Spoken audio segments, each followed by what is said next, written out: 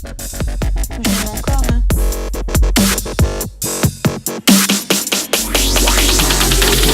Ça c'est juste pour vous chauffer.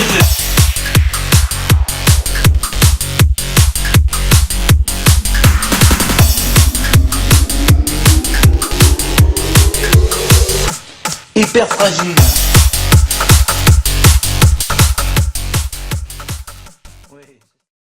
Hop là, tranquillou. T'as la beubare mec, franchement. Ça me brassonnera toujours autant quoi. Encore, elle est petite là, putain. Ouais, je m'appelle Rémi, j'ai 31 piges, j'ai un projet psytrance qui s'appelle Principles of Light, qui est un projet qui mélange de la musique classique orchestrale, plus ou moins, avec de la psytrance. Donc pas mal de petites mélodies et du gros boom boom. Je fais de la musique et de la psytrance, j'en fais depuis 2004-2005. Je crois que le premier morceau qu'on a sorti sous Principles of Light c'était 2005. Un morceau qui s'appelait Lava Frog, qui est sorti sur un label anglais qui s'appelait Fragile Planet Records.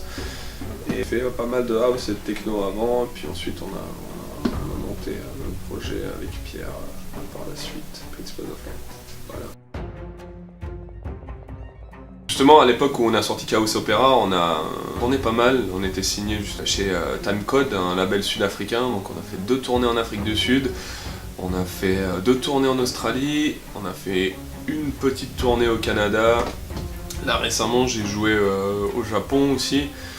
Et puis Japon et en Asie pour faire des bookings en même temps.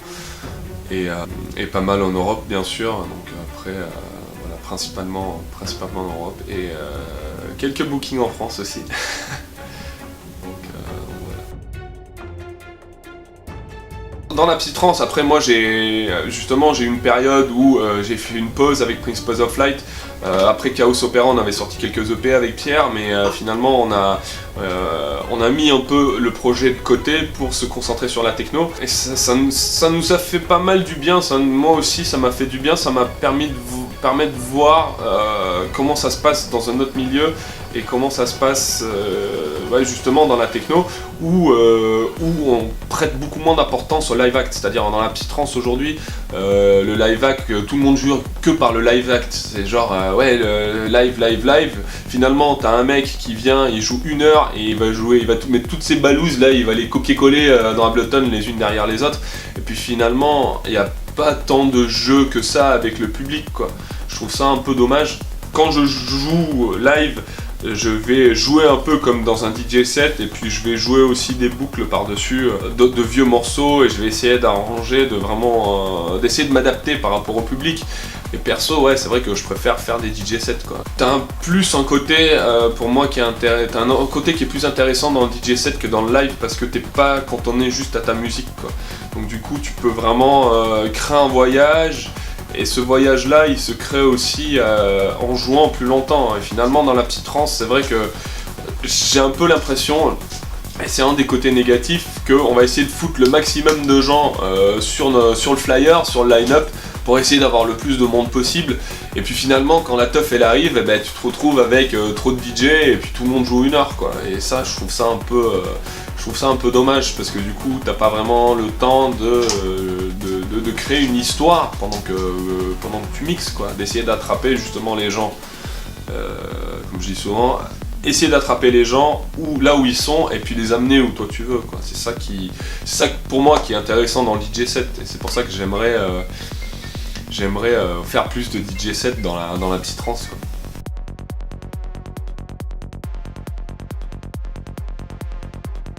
Mes plus grandes inspirations, c'était Hallucinogène, Infected Mushroom, Astral Projection moins avec le recul, mais non ouais carrément Hallucinogène pour moi c'est vraiment niveau trans psychédélique pour moi c'est vraiment la référence quoi. Si tu prends l'album de Lone Derringer, aujourd'hui tu prends ce même album, tu changes juste le pied basse, les sons, ça aurait pu être fait hier quoi. J'aime les artistes que quand t'écoutes, tu t'entends directement la sonorité de l'artiste, c'est-à-dire hallucinogène. Quand t'entends du hallucinogène, bah tu sais, t'as pas besoin de savoir que c'est lui qui a fait le morceau. Quand t'entends le morceau, tu sais que c'est lui, quoi. Infected Mushroom, c'est pareil, ils ont des tics de production qui fait que tu reconnais instantanément leur son, quoi. Et voilà, que j'aime bien le côté justement où on mélange le côté mélodique qu'on va avoir dans la musique classique et surtout de la musique de film, mélanger ce côté-là justement avec le côté psytrance et le côté dance floor, quoi. Et de faire de la musique qui marque les gens. Ça c'est important, je pense. Les gens, quand je vais en soirée, les gens me parlent toujours de Chaos Opera et de Nighttime Lullabies, et ça fait plaisir que c'est des albums qui ont marqué les gens. Aujourd'hui, je sais pas si un jour je vais faire un autre album, mais si j'ai l'énergie de faire un autre album, parce que finalement faire un album ça prend vraiment énormément de temps et d'énergie, mais ouais, je pense qu'il faut toujours faire un équilibre entre faire de la musique dance floor et faire aussi de la musique qui est reconnaissable et avoir sa touche personnelle, quoi. C'est vrai que c'est un peu facile souvent de faire la grosse montée, de faire et puis mais ouais, c'est vrai que après ça marche sur le dance floor aussi, donc c'est très tentant. Ah, j'aimerais jouer au Midnight Sun Festival en Norvège. Ouais, c'est dans les fjords en Norvège. C'est tout petit et ça a l'air énorme comme truc. C'est le Midnight Sun, du coup, c'est vu dans l'hémisphère nord, enfin au-dessus du cercle polaire, t'as tout le temps de la lumière, donc t'as la lumière du jour, même la nuit, quoi. C'est un tout petit festival. Voilà, ça a l'air assez intime. Mais non, c'est cool de jouer sur les gros festivals aussi, mais moi personnellement, c'est pas. Mes meilleurs bookings n'ont jamais été les plus gros festivals. Les meilleurs bookings ont souvent été des endroits où c'était pas trop gros et justement et où t'es pas trop loin du public, où tu peux avoir un vrai contact avec les gens, quoi. C'est pour ça, moi, j'adorerais faire un boiler room psytrance, tu vois. C'est des soirées qui sont filmées, qui sont diffusées sur internet, et le DJ, en gros, il est en train de mixer, et le public est derrière le DJ, et tu peux t'avancer et jusqu'à la table où il est en train de mixer. Tu peux toucher le DJ pendant qu'il mixe, tu peux aller voir ce qu'il fait, t'es vraiment...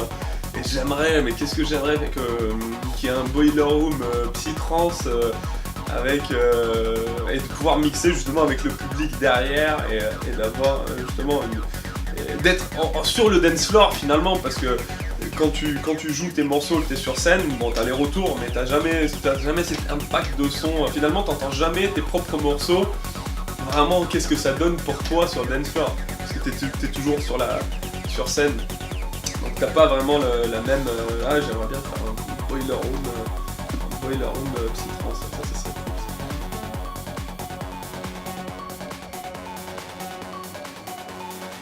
Mon premier conseil en fait, ça serait vraiment d'être bien organisé. Ça c'est vraiment un truc que j'ai appris avec la techno. Quand on bosse sur un projet, de vraiment faire les choses clean. Là je sais pas, on voit derrière un projet à moi qui est fini et je mets tout dans des groupes. Donc d'essayer de bosser d'une façon propre. Et aussi de vraiment bosser la production, la qualité de son, ça c'est le plus important, parce que sinon il n'y a pas la qualité de son, si la production elle sonne pas fat, les labels ils vont pas sortir les tracks, quoi. Ou alors ça sera plutôt des petits labels, quoi, si ça sonne pas vraiment. Donc ça c'est le plus important, et puis la créativité ça arrive malheureusement ça arrive un peu au second plan. Si ton son il sonne pas fat, t'auras pas de labels qui voudront sortir, donc si tu fais de la musique et que les labels ils le sortent pas et que personne l'entend, ça sert un peu à rien, quoi. Donc ouais, c'est ça le plus important, je pense, c'est d'avoir une bonne production, quoi. Et une fois que t'as la bonne production, là justement il faut bosser plus sur tout ce qui est créatif, d'essayer de trouver son son, etc. quoi.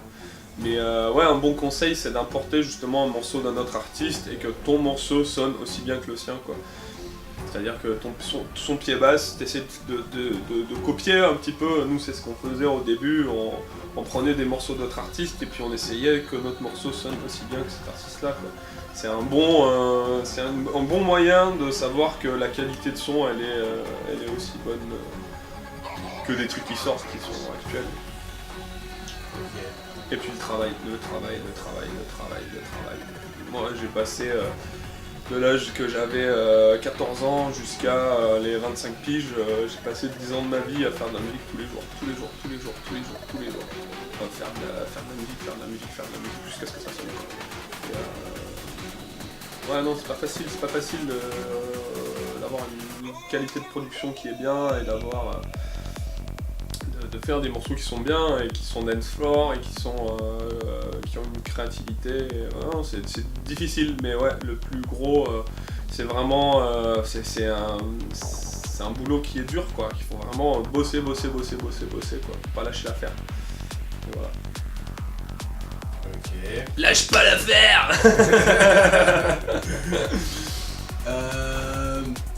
On avait... Oui, alors une autre question aussi qui me... Où est-ce que tu aimerais jouer?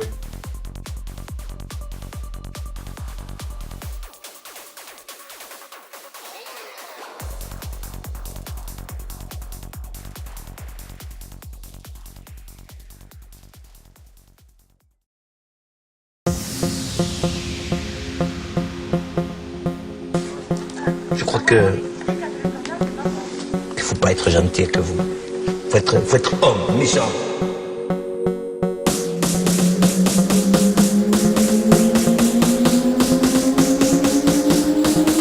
Philippe est éboueur près de Bastia, mais son deuxième métier c'est DJ. Je parle bien, à la bien.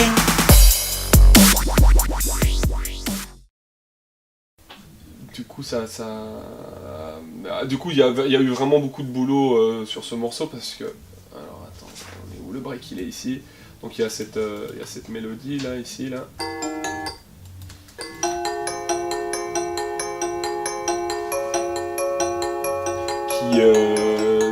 Qui est une mélodie... Attends, si on sent...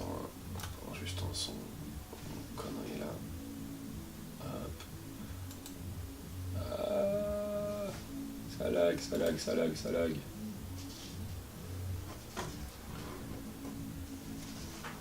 Et en gros, franchement, par rapport à ce que beaucoup de gens pensent ouais, qu'il faut plein de synthés analogiques, machin, etc.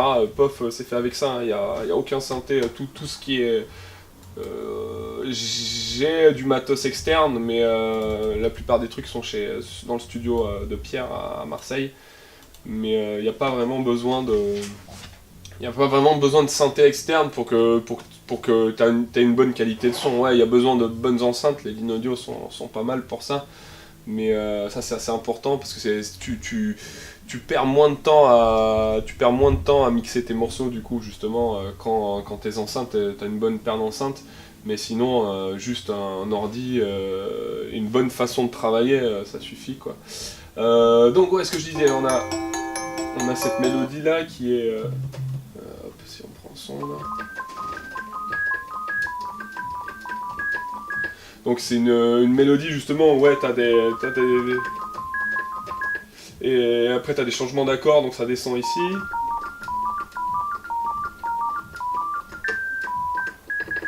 Donc hop. Et ça en fait c'est super chiant quand tu veux faire la basse parce que du coup t'es obligé de changer de tonalité sur la basse. Donc la basse elle va suivre la mélodie quand ça reprend ici. Et ici la basse elle va descendre du coup.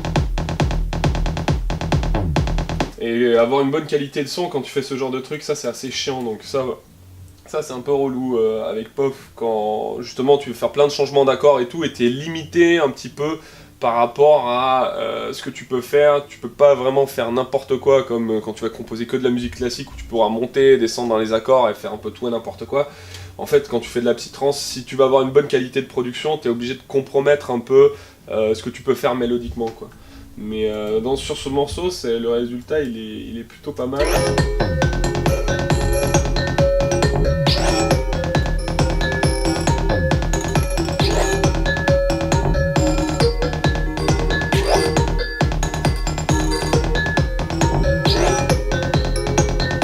Après, t'as les rythmiques aussi.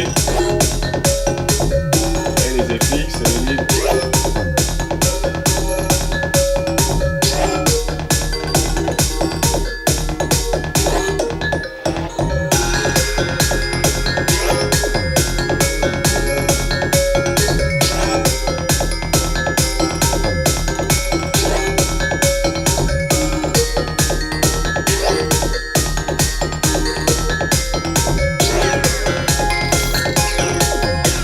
Donc ouais, voilà, c'est du boulot. C'est vrai. Ouais. Ok. Bah vas-y, Pof, merci et tout, là. Franchement, c'est cool. Là, les gens ils vont bien kiffer. Si on a un peu on a englobé un peu tout ce qu'on avait pu penser à englober, quoi. Si t'avais un dernier truc.